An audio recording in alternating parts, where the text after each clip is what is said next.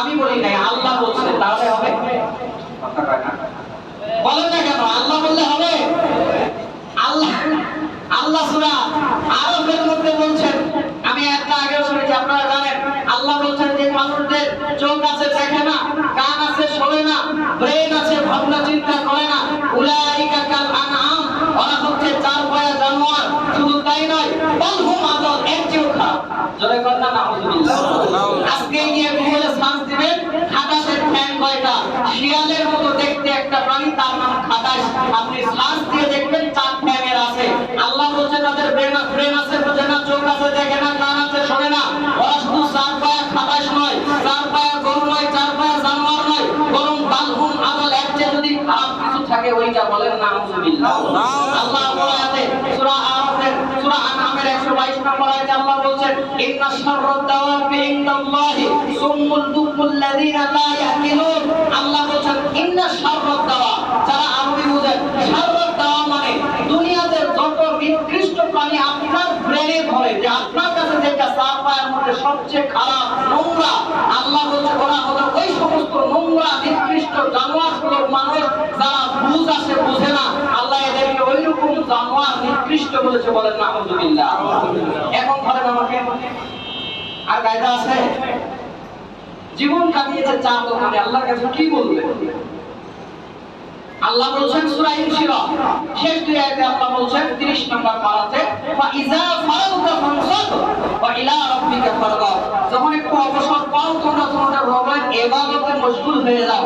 আর যখন আমরা অবসর পাই লুডু খেলি, যখন আমরা অবসর পাই ক্যারাম খেলি, যখন আমরা অবসর পাই 3 দিনের ছুটি আছে, বন্ধু বান্ধব মিলে প্ল্যান করে চলো আমরা একটু ট্যুরে যাই, কক্সবাজার আছে, এই সেই বিভিন্ন জায়গাতে। অথচ আল্লাহ বলেন ফা ইযা ফারাগতা ফানসাব, যখনই তুমি তোমার কাজ থেকে বিরত হও, অবসর পাও, তুমি তোমার রবের ইবাদতে মশগুল হয়ে যাও। আল্লাহ আমাদের জীবনকে ভালো ভালো কাজে কাটানোর তৌফিক দান করেন। আমিন। এখানে লম্বা করব না, হাসরের ময়দানের ভয়াবহতা, আল্লাহ বান্দাদেরকে প্রশ্ন করবে 5টা, তার একটা হবে জীবন কিভাবে কাটিয়েছো। 2 নম্বরে আল্লাহ প্রশ্ন করবে ওয়া আন শাবাবিহি ফিমা আবলা, তুমি তোমার যৌবন কিভাবে কাটিয়েছো বলো, তারপর আমার সামনে থেকে বানা। আশ্চর্য, আর আশ্চর্য, কত মানুষ যৌবন কত জায়গাতে কাটায়। ওই যে আপনারা দেখেছিলেন কিছুদিন আগে আপনাদের এই পাঁচজনাতে পতিতালয়ে যুবকরা গিয়েছিল না, যায় নাই?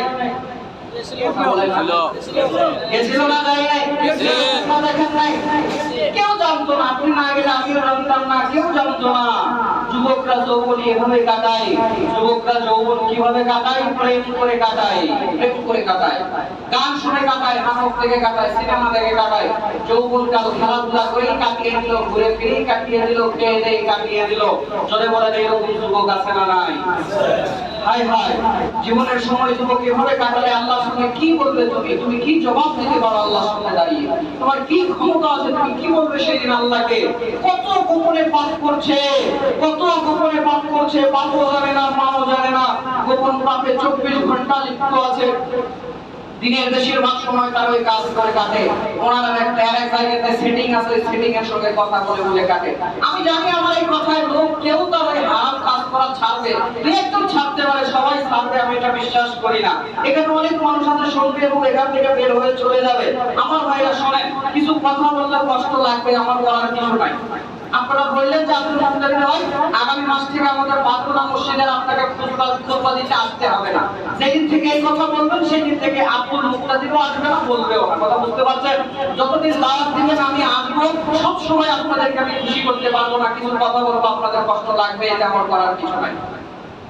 আপনি বললেন যে বাদুল্লাহতে আপনি আসবেন না, খুতবা দিতে, আল্লাহ দুনিয়া অনেক বড়, আল্লাহ আমার ব্যবস্থা করে দিবে ইনশাআল্লাহ। এই বিশ্বাস আমার রবের প্রতি আছে দৃঢ়, সত্য, অভঙ্গ ইনশাআল্লাহ। জীবন এভাবে কাটিয়েছি। আল্লাহ কোরআনে কি বলছেন? সূরা আনআম 6 নম্বর সূরার 8 নম্বর পারা 151 নম্বর আয়াতে আল্লাহ বলছেন ওয়ালা তাকরাবুল ফাওয়াহিশা মা যাহারা মিনহা ওয়া মা বাতান।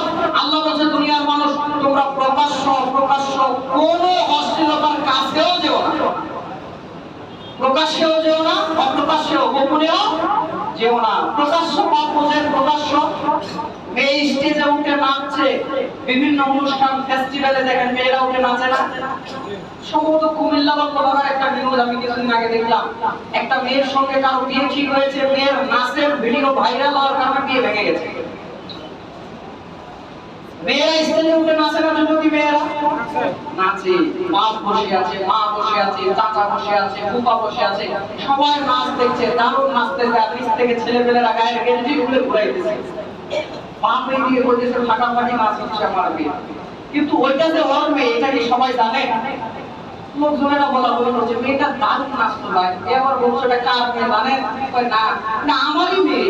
বাপ রে, দোয়া করে সামনের বছর যেন আরো ভালো নাচতে পারে, আপনাদের ভাঙ্গা মন যেন চাঙ্গা করে দিতে পারে।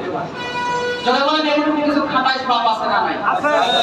এগুলো হচ্ছে প্রকাশ্যে অশ্লীলতা।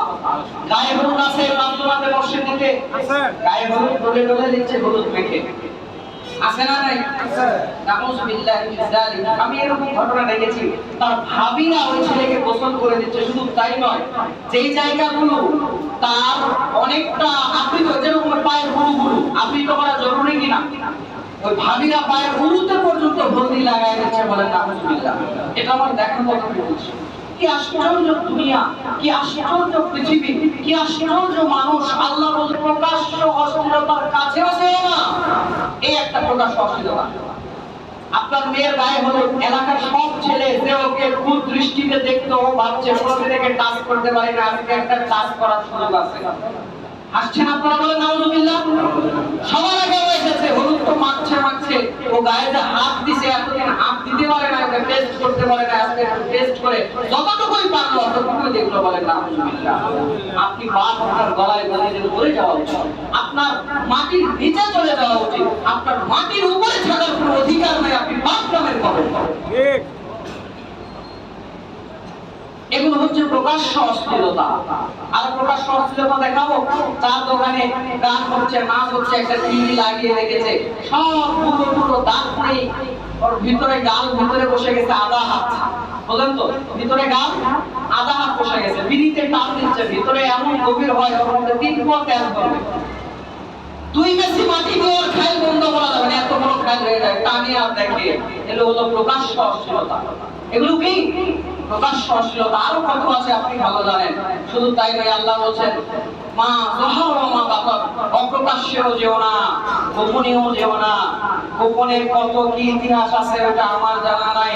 আপনার যতগুলো সিম, আপনার তত গোপন সম্পর্ক। আপনি যত জায়গাতে পড়তে গেছেন সব জায়গাতে আপনার ঘটনা আছে, যত জায়গাতে চাকরি করতে গেছেন সব জায়গাতে কিছু না কিছু আছে। ওইটা আপনার আল্লাহ, আপনি ভালো জানেন, আমি বেশি জানি না। আল্লাহ বলেন প্রকাশ্যেও যেও না, গোপনেও যেও না।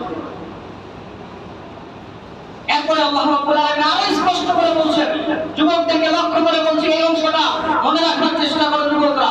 আল্লাহ রাব্বুল আলামিন বলেন সূরা বানী ইসরাঈল 17 নম্বর সূরা 15 নম্বর পারা আয়াত নাম্বার 32, আল্লাহ বলেন ওয়ালা তাকরাবুস জিনা ইন্নাহু কানা ফাহিশা। দুনিয়ার মানুষ তোমরা জিনার নিকটবর্তীও হয় না, এটা একটা নোংরা কাজ। ওয়া সাআ সাবিলা, এটা হচ্ছে নোংরার মধ্যে নিকৃষ্ট একটা নোংরা কাজ। বলেন নাউযুবিল্লাহ। কাউকে মানুষ জেনা ছাড়বে, কাউকে মানুষ গোপন সম্পর্ক ছাড়বে? ছাড়বে না। কেউ গোপনে পাপ করবে। শোনেন, হাসরের ময়দানে গোপন পাপ করে আল্লাহর কাছ থেকে পার পেতে পারবেন কে আছেন? একটু হাত তোলেন। আমিও হাত তুলতে পারলাম না। আমিও যদি পাপ করে থাকি আল্লাহ আমাকে বিচার করবে। এবং হাসরের ময়দানের ভয়াবহতার আরেকটা অংশ হচ্ছে, আল্লাহ আপনাকে অপরাধী প্রমাণ করবে, তারপর জাহান্নামে দিবে, এর আগে দিবে না। দুইটাই বলতে পারে। আল্লাহ আপনাকে জাহান্নামে দিবে, অপরাধী প্রমাণ না করে জাহান্নামে কিভাবে অপরাধী প্রমাণ করবে? একটু খেয়াল, হাসরের ময়দানের একটু ভয়াবহতা খেয়াল করুন। আল্লাহ